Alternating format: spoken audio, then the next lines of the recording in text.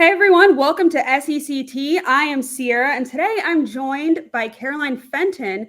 She works for Yahoo Sports, does stuff on Sirius XM, college, and all kinds of things, but she's also an LSU grad. So we've got a Florida alum, LSU grad, in the same place. We're not playing each other anymore in the new lockdown rivalries, but hey, we still I'm like the SEC. sad.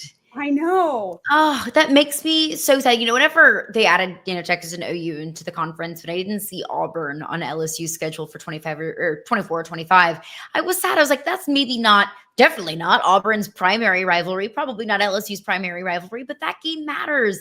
Same thing with LSU and Florida. Like, if you're not familiar with the SEC or with that rivalry, you might not understand like how heated that rivalry really is, how much that matters, even though it was, the old East and West. But I'm gonna miss it. I really am.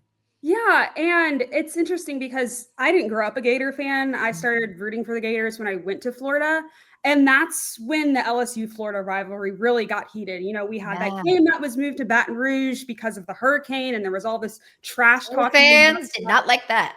Yeah, and then there was, of course, my least favorite game. I was actually at that game, the shoe throw game. Of course. Yeah. I could read your mind. Yeah, and Um, then when we picked off Joe Burrow in the swamp, I feel like that was kind of his villain origin story, to be quite honest. Because he He's was had picked off. two against teams in the state of Florida. That interception that he threw, it was a rough game. I remember Joe Burrow was just getting beat up that entire game.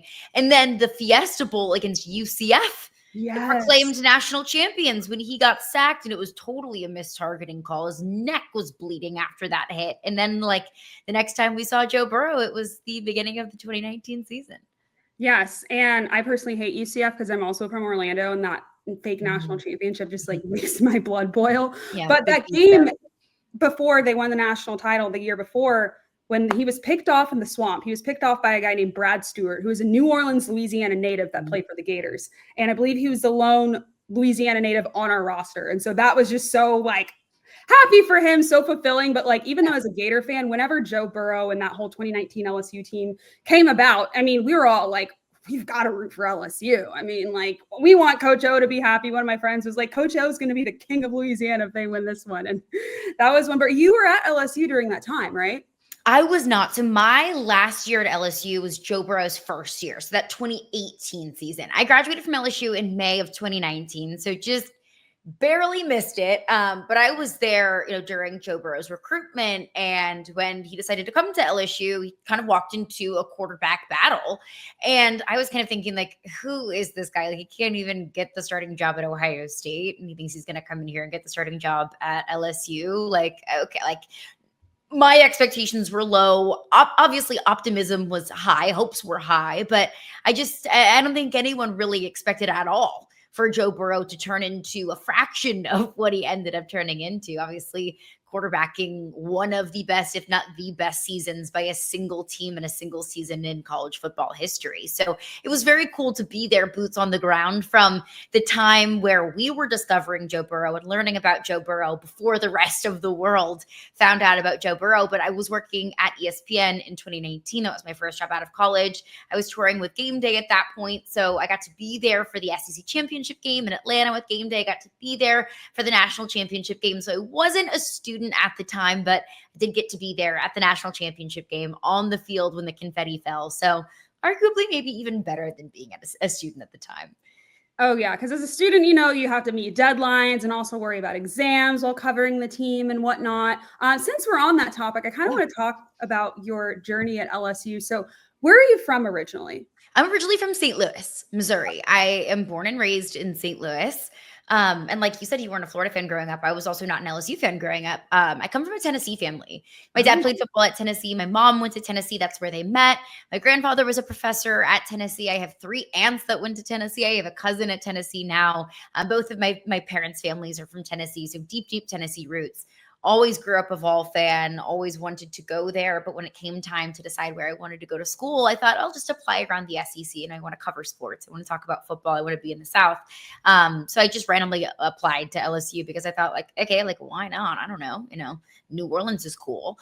And then whenever I visited it, I didn't have any ties. I didn't know anything about the state or the school. I just loved it. I loved everything about it. And it was the best decision I ever made. That is so awesome. Because, with Florida, growing up there, it's kind of like, since it's such a big state, I feel like a lot of people just go to in-state schools. And what a lot of people don't know is that the tuition in the state of Florida for all of the schools, whether if you're going to Florida, Florida State, Florida Gulf Coast, they're all the same. So I didn't know that. very affordable to stay in state, especially with the Florida State Lottery. They pay for a lot of people's tuition, help pay with mine.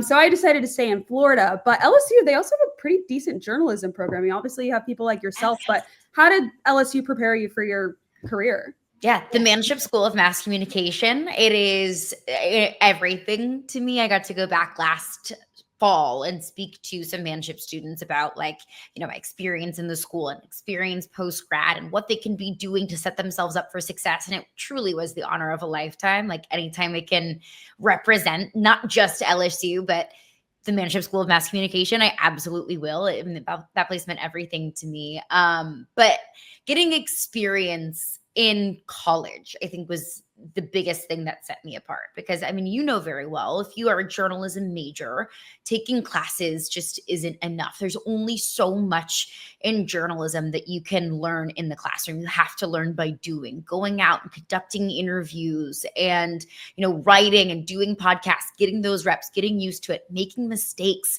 while you're in school, while you're in a controlled environment. And it's much, much easier to learn from them rather than making those mistakes post-grad while you're, in a professional job. And those conversations with bosses are a lot more difficult than conversations with professors. So I think the best thing that school, specifically the journalism program, gave me was a safe place to learn and a place to be a journalist. Like I was at press conferences asking questions. I was covering games. I was shooting games on the field and putting together B-roll, putting together packages.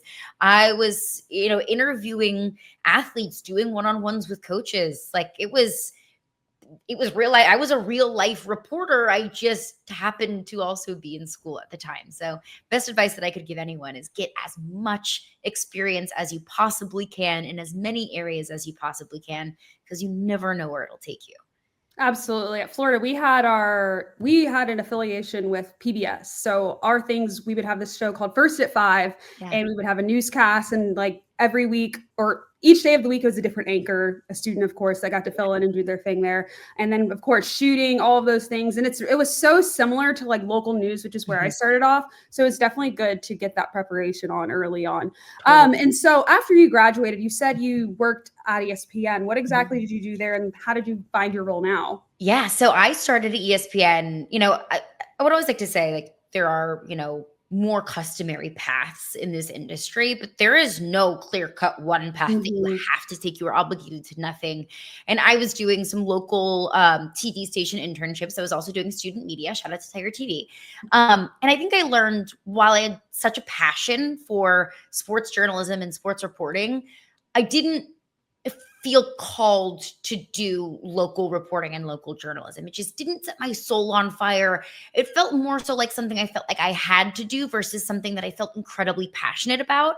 So I thought, okay, I'm going to try a different path and a different avenue. Not only did I have a path for storytelling, I also had a really big passion for graphic design and for creation. And so I looked into opportunities at large networks, because I thought, okay, I can start there, maybe shoot for the moon, and then something might stick there. So I ended up landing an internship after I graduated at ESPN with the social and digital live streams team. And so we were tasked with at that time, this was 2019. It was not that long ago, but still, like, digital live streams were kind of a new thing, which is so crazy. That was only 6 years ago. So we were tasked with taking existing ESPN properties, SportsCenter, College Game Day, Baseball Tonight, The Jump, when The Jump existed, the NBA show on ESPN. We were tasked with taking those existing entities and turning them into a social and digital product. So not only looking digital, but feeling digital, having the vibe of being on social media, much more casual.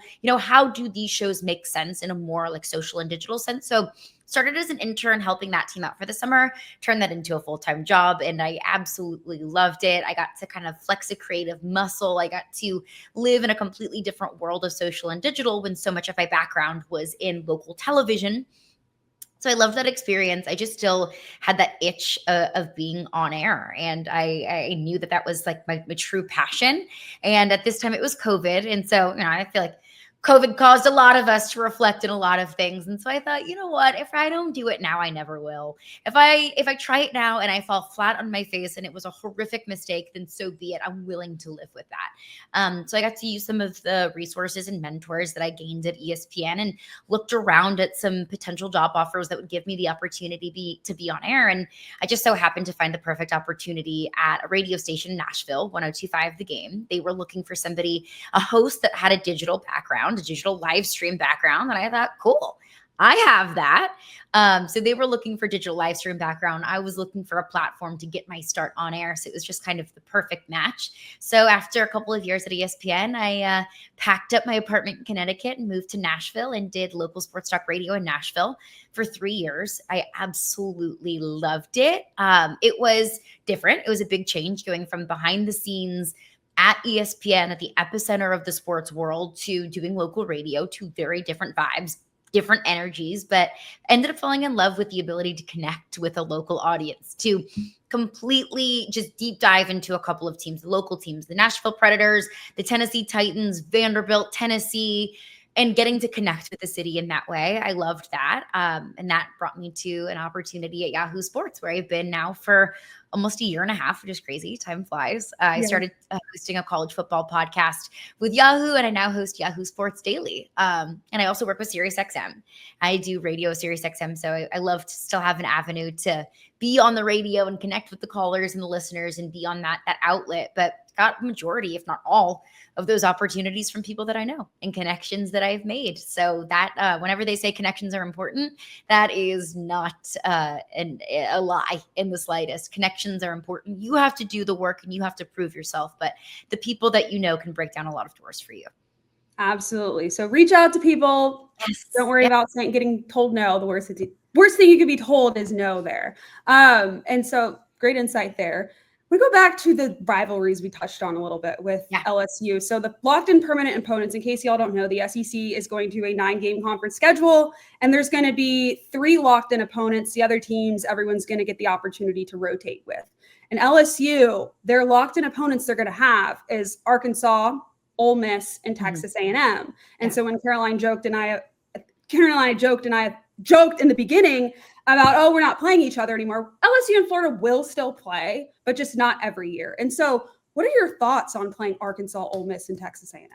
Yeah, I mean, Arkansas is an older rivalry, I guess. You know, if you just started paying attention to the SEC over the last several years, you'd probably think LSU and Arkansas. Like, what? No. That is a long rivalry. And LSU is unique in that LSU does not have one specific rival where, you know, Florida's might be Florida State or Clemson in South Carolina, Auburn and Alabama. Those are like true, we hate each other kind of rivalries. LSU's rivalry, whoever you think the rival is, kind of depends on the era that you grew up in. Maybe, you know, one generation might think that it's Arkansas. Another generation might think it's Ole Miss. We might think Florida and LSU is that rivalry. So Arkansas is an old rivalry, and I'm very excited to, you know, be able to revive that a little bit, to bring that back. Texas A&M felt at first, whenever Texas A&M joined the SEC, like a forced rivalry. It was like, oh, we'll have LSU and Texas A&M play each other on Thanksgiving weekend because somebody's got to play somebody, and we'll just, you know, kind of throw you two together. But that's been a natural rivalry that has formed. It's been incredibly back and forth. The home team has won that game each of the last like 7 or 8 years. So it's been very back and forth. You know, LSU had a path to the college football playoff in 2022. They ended up losing to a 4-win Texas A&M team at Kyle Field, but that was kind of revenge, I guess, from a couple of years prior. Texas A&M was writing a college football playoff resume of their own, and interim Coach O, you know, beat Texas A&M at Tiger Stadium in that last game of the year. So it's been a really fun and back and forth rivalry. I'm excited to have that one. Ole Miss is one of my favorite games every single year. So thrilled to have them and to have the opportunity to go to the Grove every other year. But there's just one glaring omission from those 3 teams that you just named. And that's Alabama. I know I'm biased. And look, I do always try and look at things, you know, taking my purple and gold tinted glasses off. LSU and Alabama has been such a fun game every single year. It felt like more years than not that LSU Alabama game decided the SEC West. So I'm really going to miss that one. That kind of the battle of the heavyweights, a good historic rivalry in the SEC is no longer annual. And that does make me sad. Yeah, I think that's personally criminal that they're not playing Alabama anymore. No. I covered Arkansas for several years, live in Arkansas right now. And it's so funny you say that the Texas A&M LSU rivalry felt a bit forced, but then you guys kind of got used to each other. That is not the case for Arkansas and Missouri. It's so funny. Like if you pay it, I don't know if you've like seen the discourse, Caroline, whenever that week happens, no one from the Arkansas side is saying Mizzou hate week. Absolutely not. They're like, this is not a rivalry.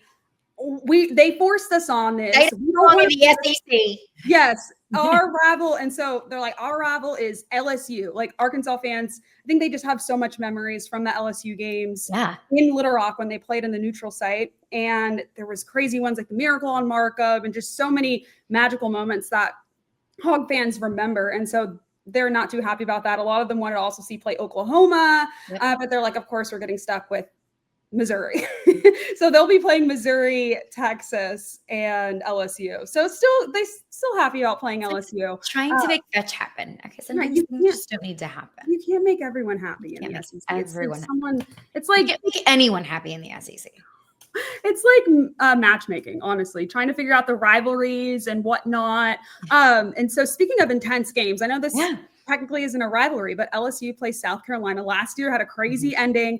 This year, trust me, I still hear about it. Yes, this year it's a bit interesting because if you were to tell me before the season that Lenora Sellers wasn't doing that great, I'd be like, what are you talking about? But no, this South Carolina offense is not good. Like the bottom of the SEC. And so neither is LSU's. That's very true.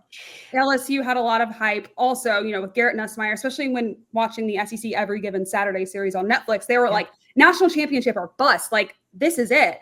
And, Garrett Nussmeier doesn't seem to be looking that great. And LSU's really struggled to run the football with Caden Durham also being out. So, I mean, what are your thoughts on this game against South Carolina this coming week? Yeah, it's one that does feel very different now than it did maybe over the summer. But this is still, you mentioned, a national championship or bust for LSU this year. That is what it is. Like it does feel like, those are the expectations at LSU, that you win a national championship. You might think it's delusional. You might think it's crazy. You might think, okay, 9-3 and 10-2 every year is fine. No, it's not. Not at LSU. People want Brian Kelly fired because he's now in year 4 and has yet to make the college football playoff. Welcome to LSU. Those are the expectations. All of that is still ahead of LSU, even after dropping that game to Ole Miss a couple of weeks ago. That LSU still, at 11-1 or 10-2, like you're still a playoff team. More than likely, probably still a playoff team with that. LSU has a tough schedule coming down the stretch. They have Texas A&M and then at Alabama later in this season, wrap up the year with Oklahoma. We'll see what John Matier and that team looks like by the time Thanksgiving weekend rolls around. So none of those are gimmies. So the margin for error is very, very slim for LSU at this point, and it starts with South Carolina. I think the expectation is that LSU wins this game because you mentioned it.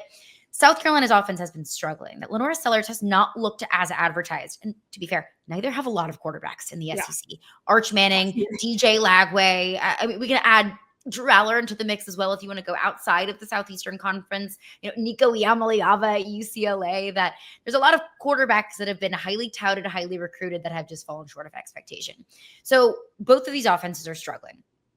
But LSU is elite defensively. Like I don't think that LSU gets nearly enough credit for how good they are defensively. That just a couple of years ago, LSU had statistically the worst defense in the history of the program. Blake Baker comes in, he does an overhaul in the transfer portal. He's now the defensive coordinator, and LSU has a championship defense. So I like that matchup between Lenora Sellers that's been banged up, a South Carolina offense that's been struggling at times to move the ball against an LSU defense that will swarm. The question is, can LSU score? Like at this point, I feel like I'm going to have to rely on the LSU defense getting several takeaways or defensive touchdowns in order to get comfortable leads here and there. I mean, you even watched the LSU Florida game. DJ Lagway turned the ball over 5 times. LSU won by 10. Like, you get 5 takeaways and win by 10. It's crazy. One positive is LSU is coming off of a bye. Garrett Nussmeier has looked rough, has not looked like the Garrett Nussmeier that we knew last season. His throws are off. He's not slinging it downfield nearly as much as he did last season. I mean, he would take some of those 50-50 throws. He'd be willing to, thread the needle or lob the ball downfield. He's not doing that as much or nearly as accurately as he did last season. So there's been some speculation if he's been a little bit banged up. Coming off the bye, you've had 2 weeks to rest. Ideally, Garrett Nussmeier comes back and looks more like he did last season than he has the last couple of weeks. Caden Durham is also coming back. Caden Durham is hands down LSU's best running back on the roster. He was out against Ole Miss. And, you can see the LSU run game. And they ran for like 50 yards on 30 carries. They were grossly missing Caden Durham. So getting healthy, getting right after the bye week, getting to be back at home, I think are all gives you reason for optimism for this LSU team. But, with an offense that struggles to score, an inconsistent offense, an offense that can't run the football, nothing is guaranteed in the SEC. And with LSU, they're known for having an intense home game environment. Their opponents seem to just rack up the penalties when playing in Baton Rouge. So as an LSU Tiger, describe that home environment. I've actually never been to an LSU game. At Florida, a lot of us would travel to New Orleans for road trip and whatnot, but Baton Rouge, New Orleans, kind of a hike. And I didn't go this year. I was like, dang, I should have went. But just describe that environment there. I mean, I see when they play Neck or when they play Call in Baton Rouge or any Boozy song, the stadium just seems to go crazy. And they'll be playing some Boozy, I guarantee you that. There's a sense, when you're an LSU fan and LSU's playing at home, there's kind of this sense of invincibility because you have 103,000 people screaming at you in the stands. The place literally shakes. Like you said, when certain songs come on, when Call in Baton Rouge comes on, when Set It Off comes on, when Bleep 'em from Louisiana comes on, you can literally feel the place shaking. There's one iconic game in LSU history. It's called the Earthquake game. It was an LSU Auburn game back in the day. And LSU scored in the last few seconds of the game. And it was so loud. It literally registered as an earthquake because it was so loud in the stadium. So it's loud, it's rowdy. So many games are played at night. I'm telling you, that's a spooky and weird place at night. There's some funky voodoo that happens at night in Tiger Stadium. It's a different environment at night than it is, when the sun is up.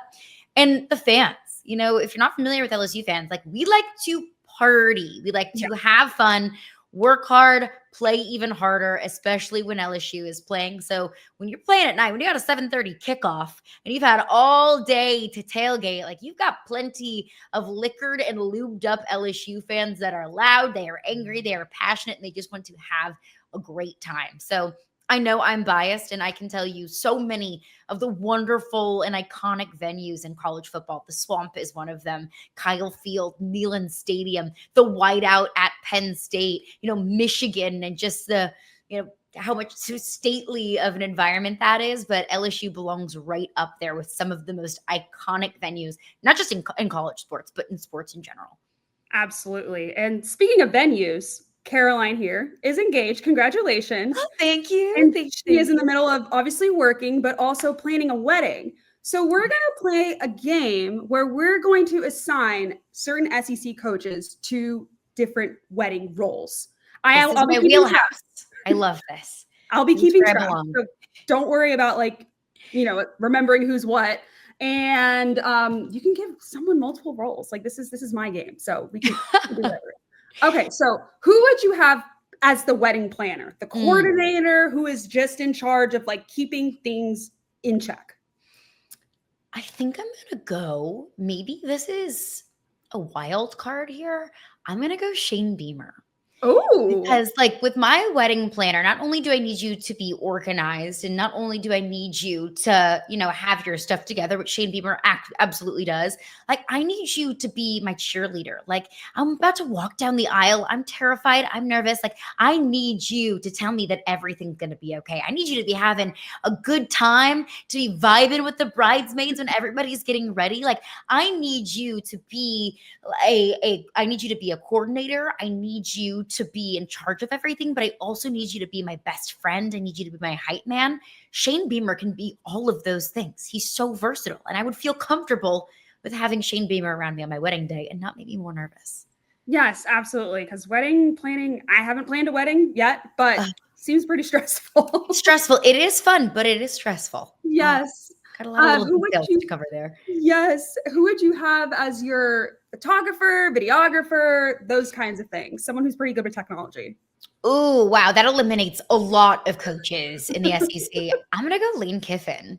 I mean, the king of social media himself. Nobody likes to tweet out photos to try and dunk on people more than Lane Kiffin. I don't think Literally. I would, if you ask me like who has the most photos in their camera roll of SEC coaches, it's definitely Lane Kiffin. He's got screenshots. He's got, enough content to troll people. So Lane Kiffin, I think by a landslide. Yes. Who would the DJ be? Ooh, who would the DJ be? Let me go through like the Rolodex of coaches. Who do I think has like the best music taste?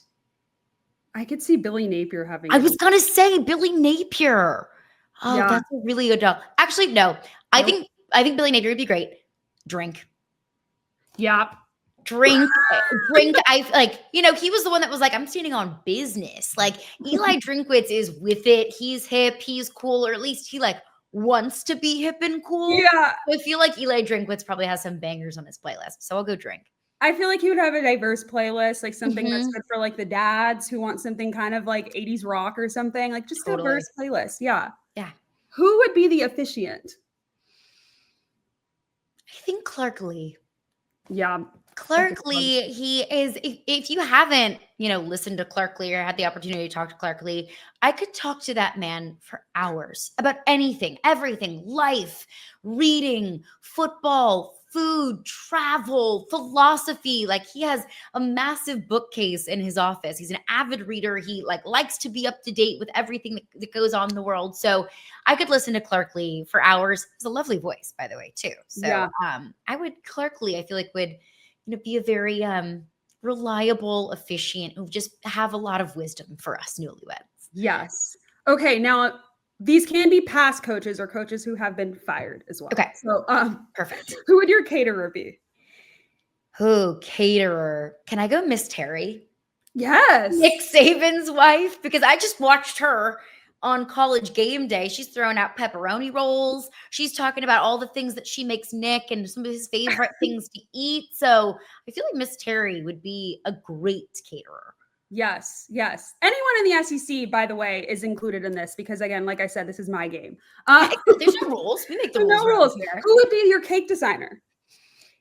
Cake designer. Oh, man. Now, I don't know if I trust very many college football coaches with, a very delicate little icing pen. I feel like you have to be very detailed. But you know what? You know who I think knows their sweets very well and who I would trust if they said, this is my favorite dessert, is Sam Pittman. Yes. I'm going to miss Sam Pittman very much. That's the worst part about this job is you have to watch wonderful people get let go and move on to new opportunities. But Sam Pittman, I feel like would know his way around a dessert buffet. Yeah, he just sold his house in Fayetteville, but it's such an interesting seeing him get fired. Obviously not interesting seeing someone lose their job, but when it comes to most coaches getting fired, people are like, oh, thank God he's gone. With Sam Pittman, I've seen such an interesting reaction because Hog fans are like, man, he took us out of a tough place, but it was just time. So I think Arkansas fans respect him enough that if he still lived here, then they would be like, hey, coach. Yeah. Oh, I hope so. He deserves that. He's a great man. He's a great person. Awesome. Football's hard. It is. Who would your florist be? Oh, that's another one that I really just do not trust any football coach to be, talking flowers. Because I don't know if they know the difference between, like a daisy, a hydrangea, God forbid I ask for a ranuncula and all of a sudden, they're sent into a tizzy. I know who I wouldn't say is Mike Leach, the late, great Mike Leach. If you've ever heard his quote or the clip of him talking about his daughter getting married, he talks about, if they ask the colors you like, say it doesn't matter. If you, this cake or that cake, I don't care. So he's definitely not wanting to be involved in the intricacies of florals. But I will say, so I'm obviously, went to LSU. I absolutely adore how beautiful LSU's campus is. So the magnolias and azaleas bloom in March and April in Baton Rouge, and they are stunning. So for that reason, I will say Brian Kelly. Because I think he would take it seriously, and because he's around beautiful foliage all the time, he's bound to know at least something, right? Yes, and he doesn't have to use his fake accent, I feel like. Exactly. He's getting married in Arizona, so he doesn't have to pretend to be Southern. Oh, perfect. Who would your stylist be? Sark's wife. Yep. Yeah, that's the easiest one. L'Oreal. Yes, L'Oreal. Thank you. Her first name was escaping me. She, not only would I want her to be my stylist for my wedding, I want her to be my stylist in life. She's a fashion icon. I just want 5 seconds in her closet just to see what she has in there. And as somebody who's not married yet, but that's something you get in shape for, fitness wise. Yeah. She was a professional track athlete. So I would also have her train me. 100%.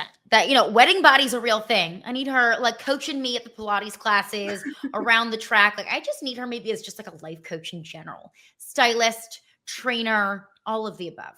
She has to style Sark, right? I feel like she does because he always looks fly. He does. I remember at SEC Media Days one year, he wore this like orange suit, but it wasn't like an obnoxious orange suit. It was like a burnt orange and white gingham jacket. Like it was nice. Yeah. I mean, if she doesn't, then I mean, who is? Who's better at the job than L'Oreal Sark? Absolutely. And then you say you're getting married in Arizona, but still finding a venue is tough. So who's kind of, the venue coordinator and helps you with that kind of thing? Ooh, venue coordinator. Ooh, who keeps everybody in check? Oh, Saban. I have Miss Terry doing the catering. I'll have Nick keeping everybody in check because I know for a fact nobody's late. Nobody's going to be in the wrong seat. Everybody's going to be where they're supposed to be. And I'm sure he would give a really good speech too. Yes. And then who would be your driver, I guess? My driver. Limo driver, if you have that. Not Bobby Petrino. That's for sure. No. Who would I trust to be our driver? Who do I feel like would be, a good time, a good, reliable driver? I'll go Brent Venables. Okay. I think he's like very, he's regimented. He's not going to be late. And I feel like he probably follows traffic rules. And that's important. Yeah. But you didn't ask what role? A bartender. Oh, I was going to ask that next. Perfect. Yes. Who's the bartender? Joe. Yes. Who's better to get the party started? If you haven't seen the clip of him taking his shirt off and, at the wedding and, getting a roll wave chant started, like he's getting the party started. He's the bartender. He's pouring the drinks. He's drinking the drinks. He's going to be our hype man. Like there's nobody better equipped for the job than Ed Orgeron. Absolutely. And then who would give the best speech? I feel like there's a lot of coaches that could give the best speech. Well, who's better at coach speak than Kirby Smart? Oh, yeah. He is the king of getting up at the podium and making sure that his voice is heard, that his message comes across. The king of bulletin board material, the king of, speaking in front of a microphone and making headlines, either good or bad. It is one Kirby Smart. Absolutely. And then makeup artist, which I would not trust any SEC coach with my makeup. Definitely would not trust any college football coaches at all, SEC or non-SEC, with my makeup. Probably Sark's wife again. Probably, yeah, definitely L'Oreal. She would honestly apply for any of these roles. Who has daughters?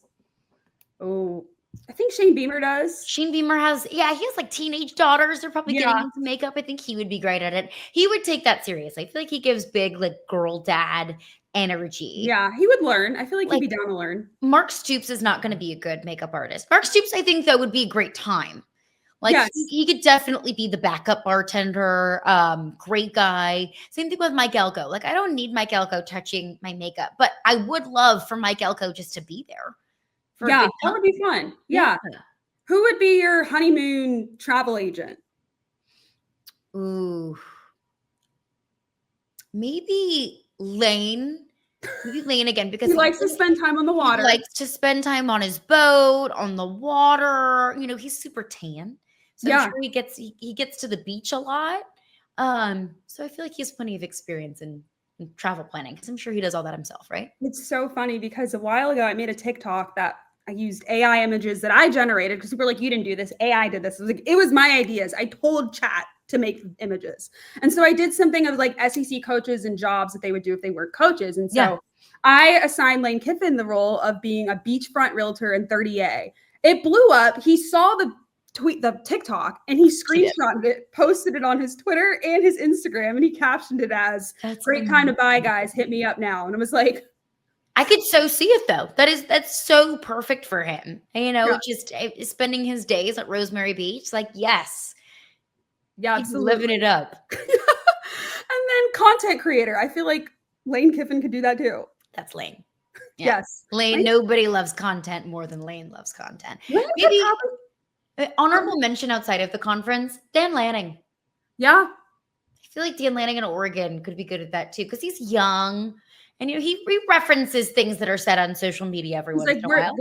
They're fighting for clicks. What was the thing he said about when they played? No, they're fighting for clicks. We're fighting for wins. Yes. Like that is. I need him to fight for clicks for my wedding content. Also with makeup artists, Lane Kiffin is a girl dad. I feel like maybe I could trust him with makeup because I don't know if you've seen his Get Ready With Me videos with his daughter for game day, and she's putting on makeup. So maybe he's learning. Love them. He could have picked up a thing or two from Landry. Yeah.